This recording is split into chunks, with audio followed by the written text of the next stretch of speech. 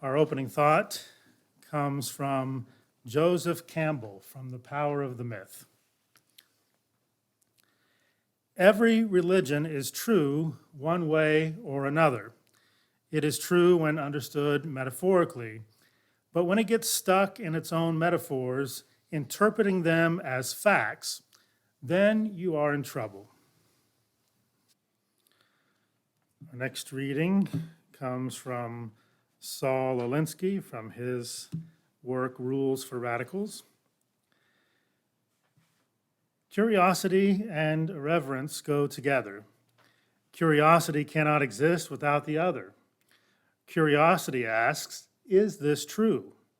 Just because this has always been the way this is, it's not necessarily the best or the right way of life, the best or right religion, political or economic value, or morality.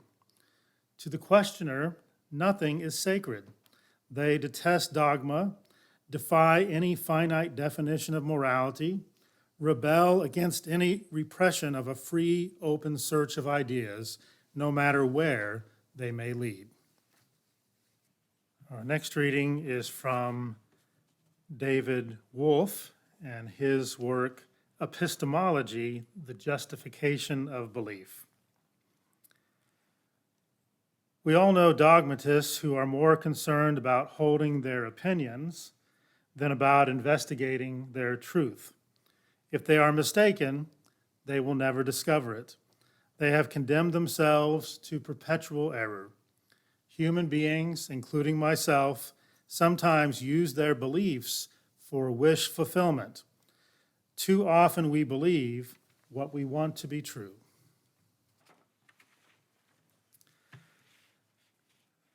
Where religions have gone wrong and so often turned deadly is in their focus on what to believe and whom to exclude, rather than expressing love and working for justice for all. Although there are numerous examples of this phenomenon across a variety of religions throughout the world, for purposes of my reflections, I will focus on my own religious tradition of Christianity.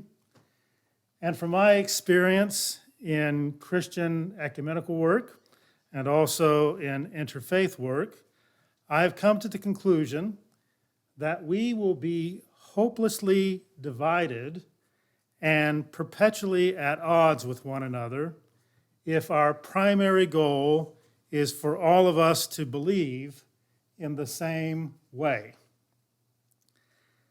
But I do see hope for a commitment to shared values and actions that might allow us to live together in peace and love while experiencing freedom of belief.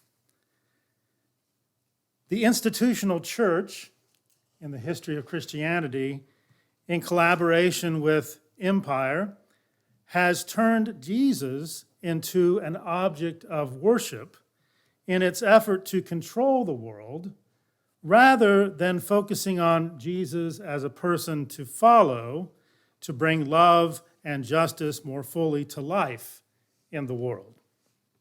In other words, Jesus as an object of worship has become an idol that hinders many Christians from actually following the way of Jesus. To think that God would not fully accept a person unless they believe the empire-enforced Nicene Creed is a projection of religious and political institutional insecurity onto God. It lowers God to the meanest and most small-minded aspects of humanity rather than respecting the mystery and grace of the divine. The empire, the Roman Empire at first and then others following, used enforced belief to control the masses in opposition to Jesus' call for action to liberate the oppressed. The Roman Empire weaponized Christianity through the codification and enforcement of beliefs for the maintenance and the expansion of its power. And other expressions of empire continue to do so to this day. It is likely not an accident that persons who seem to be longing most for a full-blown return of some form of imperial Christianity are also those who are most strongly clinging to their own personal weapons. Imperial Christianity has conditioned them to believe that it is appropriate to use violent force to maintain and expand their misguided understanding of Christian power. It is within this context that those of us who call ourselves Christian, like myself, are ironically often the least like what Jesus is portrayed to be in the Gospels, because we are more focused on what the institutional church tells us to believe than we are on what Jesus calls us to do and be in the world. The codification and subsequent enforcement of beliefs and doctrines about the nature and being of the mystery that we commonly refer to as God have more often than not been used to define who is in or out of the community, rather than as a way to create beloved community for all persons.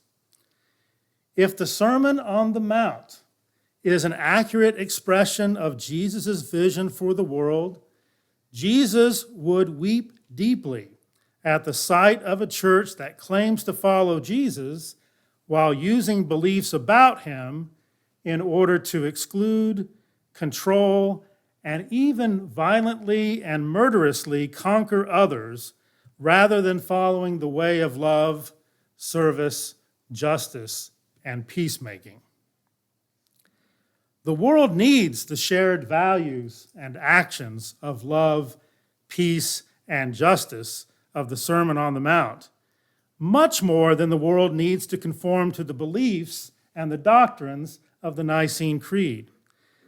The good news is that we are all created for beloved community, not adherence to Christian dogma. When religions require conformity of belief, they become more about controlling lives for the sake of religious institutions and their political patrons than about transforming lives for the sake of beloved community. The shared values of mutual respect, loving kindness, freedom, and justice for all are much more important for the creation of beloved community than the uniformity of religious belief. The obsession with right religious belief has led to persecution, inquisitions, executions, crusades, religious wars, colonialism, and even genocide. We do not need to be right about our religious beliefs, but we do need to be right about how we love one another. We do need to be right about how we do justice with one another. And if we really believe in religious freedom, we will stop coercing others to share our religious beliefs. I am a United Methodist minister who's very closely connected to Unitarian Universalism through family and through my own spiritual journey. And I am agnostic about beliefs in the nature and being of God. And I find our human attempts to define God to be much too small to adequately symbolize the mystery of the cosmos. But I am a firm believer in the way and values of Jesus that call us to love our neighbors, love our enemies, be peacemakers, bring good news to those in poverty, liberate the oppressed, bring healing to the sick, provide food and drink for the hungry and the thirsty, be present with those in prison, welcome the refugee and the stranger, protect the most vulnerable, turn over the tables of corruption, and resist the power of empire, and also bring justice to all creation. The well-being, survival, and flourishing of humanity and of other species of life on earth do not depend on all of us having the same religious beliefs, but they do require at least some level of shared commitment to doing no harm, to doing positive good in the world, expressing compassion, and working for justice for all. Together, may we find the wisdom and the courage to make it so, no matter how we orient ourselves to religion or to religious beliefs. Our parting thought comes from Bart Ehrman, from his work, God's Problem, How the Bible Fails to Answer Our Most Important Question, Why We Suffer. He writes, "There are few things more dangerous than inbred religious certainty."